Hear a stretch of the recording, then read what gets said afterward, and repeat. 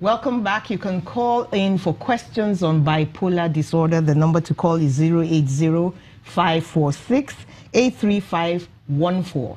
That's 080-546-83514. And you can also tweet at CTV_Mary A while we continue the discussion on bipolar disorder. Now, you said that if you're not sure, go to the hospital. Yes. So are you advising a man, for example, to tell his wife, look, we really need to go to the hospital to check these your moods? I'm not sure that they are normal. It's going to be difficult, but you could try and convince the person. The reason why is, like I said, the judgment is impaired as well. Okay. The person also enjoys how he or she is feeling, doesn't really want to go anywhere, doesn't see anything wrong with him or herself. So it takes a lot of convincing. Okay, someone who is depressed will appreciate that I'm not happy. I'm in a mood state I don't like. But somebody who is manic enjoys it. So it's a lot more difficult for you to convince the person. However, especially if it's the mood type is more of the irritable, it's even a lot more difficult because even suggesting it will put the person off. So you have to tactically find a way to get the person to the hospital. Usually what some people will use that they will accept is the sleep pattern. Okay. That, oh, I've noticed there's your sleep pattern has changed. Okay, and you could use that to get the person to come in for evaluation. But you know, you still have to go through the general practitioner before you are referred to the psychiatrist. Yes, except it's an emergency. Okay, so advisably, and that may be, even more beneficial. The reason being that you tell someone who is bipolar that let's go see the psychiatrist. He's not likely to immediately accept that. But if you go through a general practitioner, let's go to the hospital. Let's talk about your sleep. Okay, so also there are changes in appetite as well. Okay, and then one thing that will also be noticeable is that some of them have poor concentration. They are not able to concentrate on the things they are doing because they have so many thoughts rushing through their minds. Mind you, the mood disorder, the mood symptoms need to have gone on for at least a week, unless they are so severe that you have to rush the person to the hospital. So it's not just the 1 or 2 day thing. It's at the minimum period of a week. Now that we're talking about moods, and you know, I just used the woman as a person who might have mood swings because of chemicals, right, in the body. So is this a chemical imbalance thing? Yeah, because at the end of the day, it's a function of neurotransmitters in the brain, okay, which also have been fingered at the cause of depression as well. So basically, most of the psychiatric conditions that we treat, that people have, are a function of abnormal levels of neurotransmitters in the brain. For depression, serotonin particularly is low. For schizophrenia and bipolar, you could have the dopamine, okay, catecholamines, other noradrenaline, and all of that. So there are changes in these neurotransmitters. And the medication basically is trying to regulate the level of these neurotransmitters. Of course, electrical activities in the brain are also affected, either in combination with these changes in neurochemicals. Okay, so if you're treating somebody now for a bipolar disorder, can the person go on to be normal like everybody else? Have a job, get married, have children, be normal, and not actually have those cycles of emotion and those cycles of moods, as long as the person is on treatment? Is that possible? All right, I'll first start by saying that they're entirely normal, okay? Okay, they're normal. In the sense that, yes, they're normal, okay? In the sense that if we're not going to say someone who has diabetes is abnormal, or somebody who has hypertension is abnormal, then somebody who has bipolar is not abnormal. It's just that there are symptoms that come along in the course of the person's life that are a variation of what people will consider the norm, okay, which is the same to blood pressure and diabetes.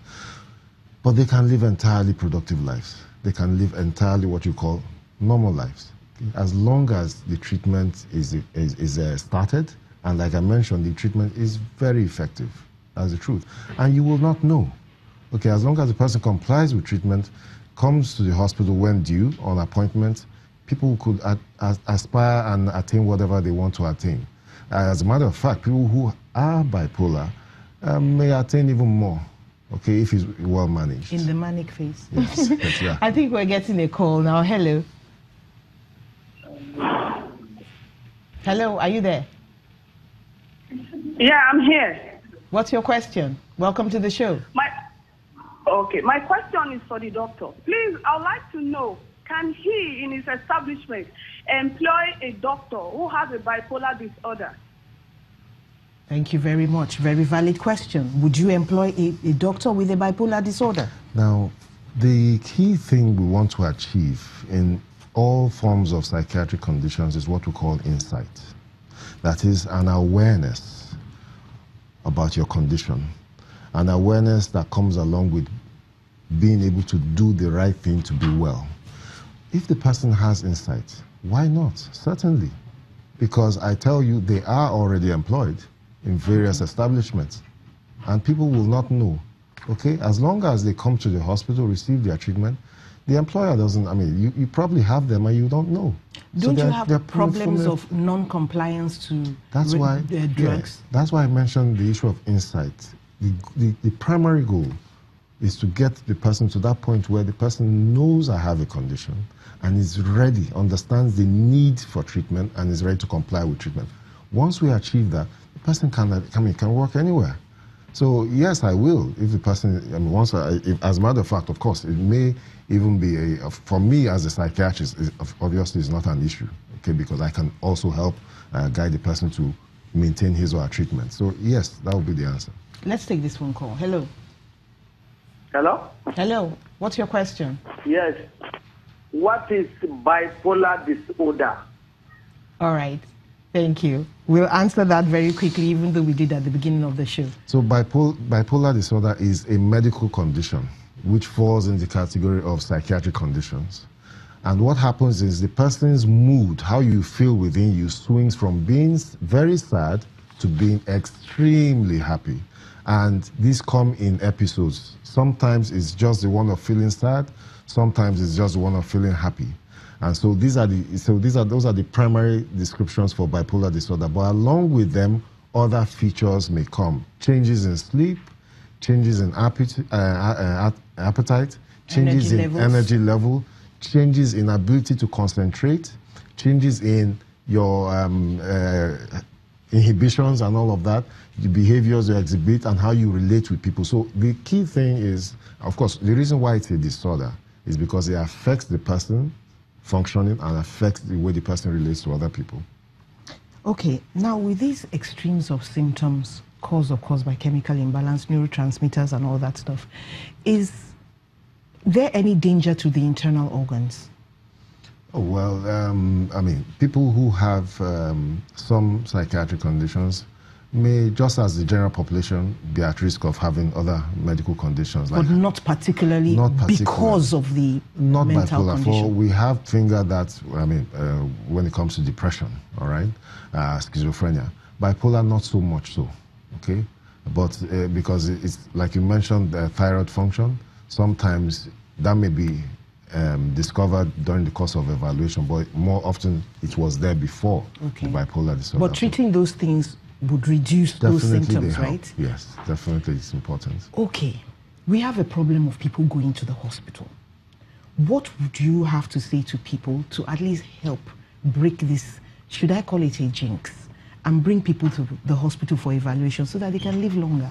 Yeah, it's the first thing to realize is that we mustn't stigmatize people who have mental health conditions. They are entirely like the rest of us. Sorry, let me cut you there. We're having a very last phone call from Wycliffe. Hello, Wycliffe. Hello. Hello, welcome to the show. What's your question? My question, I want to know the diagnostic criteria of bipolar disorder. Okay, I can tell you straight up, it will be the third time he'll be talking about it.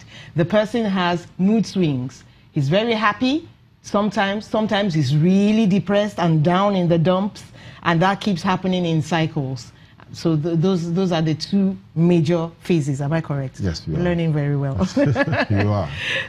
So thank you so much for coming, Doctor. Yes, it's been wonderful having you on the show. Thank you for being with us. Wonderful having your calls. Wonderful having you on the show. Have a great day. I am Mary Alale Yusuf.